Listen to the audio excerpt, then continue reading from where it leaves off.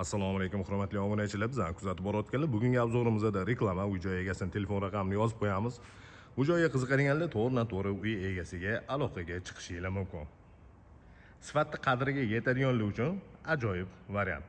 8 sotu yer uchastkasiga ega bo'lgan uy-joy, binoning umumiy kvadraturasi 400 kvadrat, xonalarning soni 5 ta va qo'shimcha yana bitta hol qismi bor. 3 ta qavatdan iborat bo'lgan bino ko'tarilgan podval, birinchi va ikkinchi qavat. Kattagina joy yashil hudud uchun ajratilgan. Palifli tashalgan, avtomat palifli vaqtini qo'yib qo'ysanglar, o'zi vaqti bilan sep turadi. Hovlida bisetka joylashgan. Hovliga kirish uchun alohida eshik va alohida darvoza o'rnatilgan. Navesta tagida 3 ta 4 ta mashina sig'adiganlik joy ajratilgan. Demak, darvozaxonadan boshlab imoratgacha bo'lgan masofada naves qilingan. Yaxshi sifatli remont qilingan, mebellar bilan jihozlangan va qisman texnikasi bor. Mana shunaqa ko'rinishdagi chiroyli imorat ko'tarilgan. Qo'shni devorlar asosiy binogacha bo'lgan masofada yana masofa bor. Bu joyda hovlining etagiga yozgi oshxona joylashtirilgan.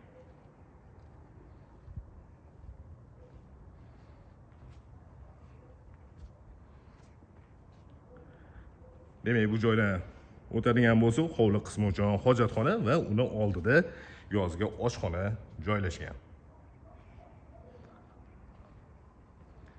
Endi imoratni ichiga kiramiz, xonalarning joylash tartibi va remontlari bilan tanishib chiqamiz.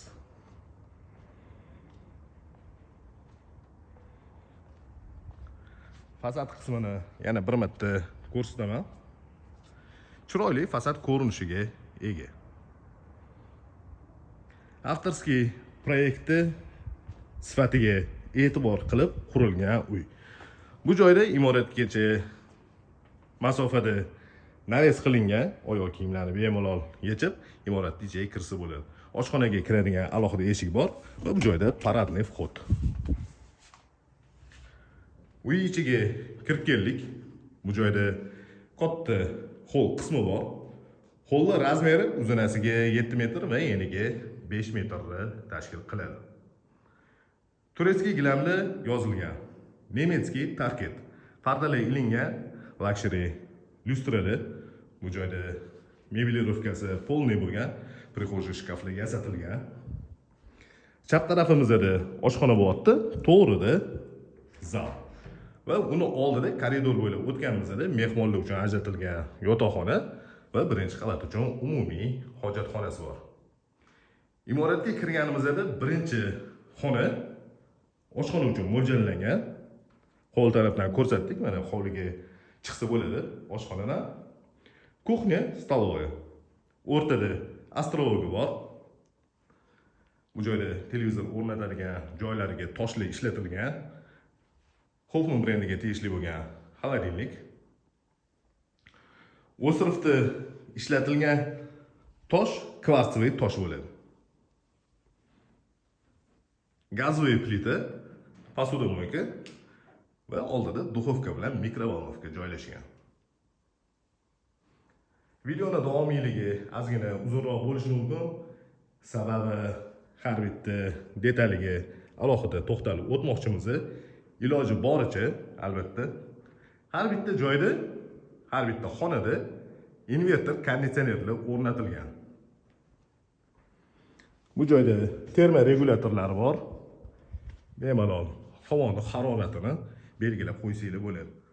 Demak, zalga kirib kelganmiz. Zalning razmeri uzunasiga 7 metr va eniga 5 metrni tashkil qiladi. Devorlariga toza attachment ishlatilgan. Dizaynerlar ishlagan bu uy qurilishida har bitta rangiga, detaliga alohida e'tibor berilgan. Demak, oshxona, hol, zal. Bu joydan o'tamiz, koridor bo'ylab, chap tarafimizda birinchi qavat uchun umumiy hojatxona. Santexnikalariga ham alohida to'xtab o'tamiz. Groy brendiga tegishli bo'lgan santexnikalar ishlatilgan mehmonlar uchun ajratilgan yotoqxonaning ichiga kirib kelamiz. Spalniy kravat joylashtirilgan. Bu xonaning razmeri 5 ga 4, patologlarning balandligi 3,5 metr. O'zini alohida stroyli shkaflari bor.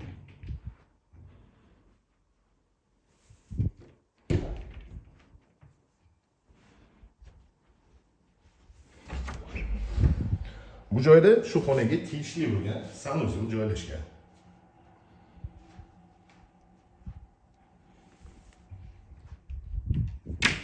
Mana shunaqa holatda.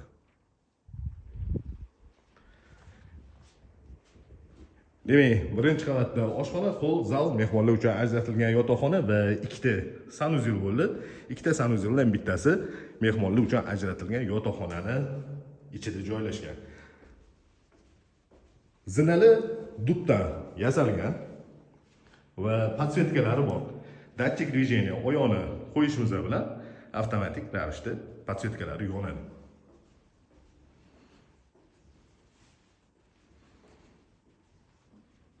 Ikkinchi qavatga ko'tarildik. Ikkinchi qavatda 3 ta yotoqxona va 3 ta sanuzel joylashgan.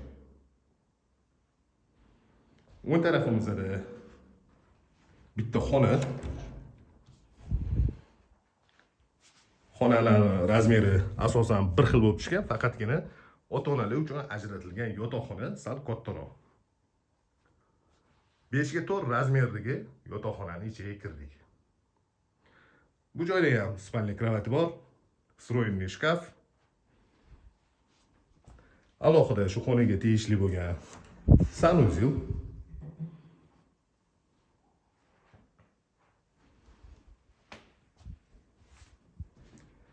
Koridor bo'ylab o'tganimizda balkon qismiga chiqiladi.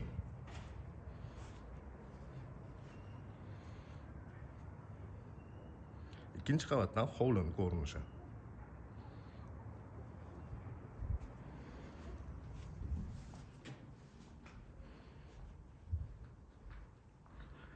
Ota-onalar uchun ajratilgan yotoqxonaning ichiga kirib kelamiz. 4 ga 4 xona faqat garderob uchun hamda sanuzel uchun ajratilgan.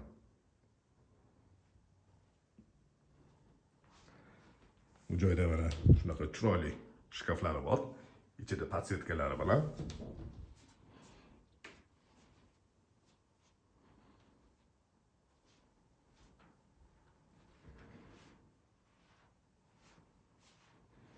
Va bu joyda shu xonaga tegishli bo'lgan sanuzel.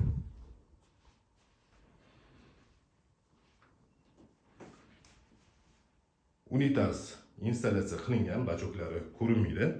Dushovoy variantda. Va bu joyda Groy brendiga tegishli bo'lgan santexnikalar ishlatilgan.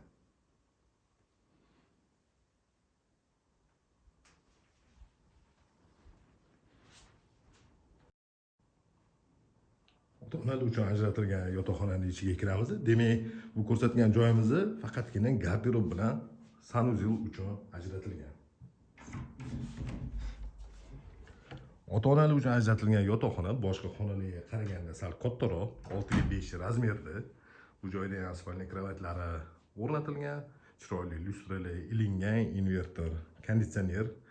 Har bitta xonaning rangiga qarab konditsionerni ranglari tanlangan. Bu xonaning razmeri uzunasiga 6 metr va eniga 4 metrni tashkil qiladi.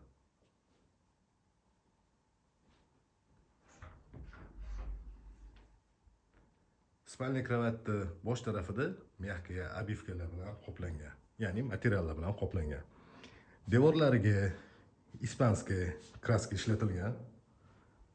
Bemalol yuvsa bo'ladi, moyishi sifati a'lo darajada. Ko'pchilik bilsa kerak, bu kraskalar juda ham qimmat va sifatli hisoblanadi. Har bitta qavatda domofon o'rnatilgan. Bolalar uchun ajratilgan yotoqxonaning ichiga kirib kelamiz. Bu joyda ham stroyli shkafi bor.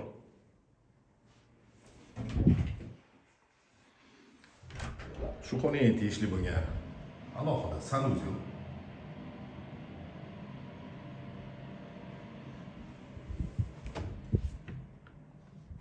va bolalar uchun ajratilgan yotoqxonani o'zi 5 ga 4 razmerda.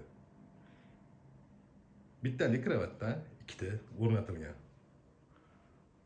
Bu kravatlarning bosh tarafidagi foto ob'yam zakazga olib keltirilgan. Demak, bu joyda yana alohida o'zining stroyniy shkafi bor. Dars qilish uchun stolik. Shunaqa chiroyli shkaflar yasab qo'yilgan. Kitob taxlashga javonlar ham hisobga olingan.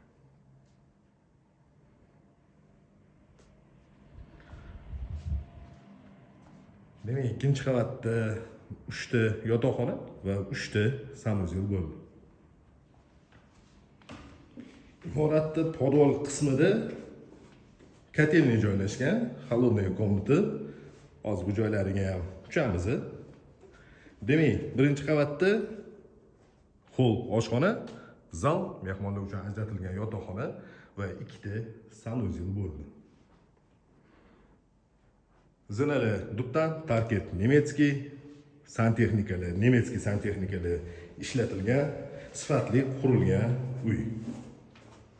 Imoratning podval qismiga tushib kelamiz. Imoratning tegi butunlay podval qilinmagan, faqatgina kerakli xonalar joylashgan. Bu joyda prachka uchun bitta xona ajratilgan. To'g'rida kotelniy va bu joyda texnik bitta xonasi bor. Butun elektr eshiklar shu joyda yig'ilgan. Kotelniyda ozgina narsalar turibdi, ahamiyat bermaysizlar degan umiddamiz. Yaqindagina bitta bu uy hali oxirigacha kotelniylarda uborka qilinmagan. Demak, yaxshi kotel o'rnatilgan, suv uchun boiler avtomatikalari alohida. Plus santexnikani eng zo'rlari shu joyda yig'ilgan. Demak, bugungi obzorimiz reklama asosida bo'ldi. Bu joy egalarining telefon raqamini yozib qo'yamiz. Bu joyga qiziqadiganlar to'g'ridan-to'g'ri uy egalariga aloqaga chiqishingiz mumkin.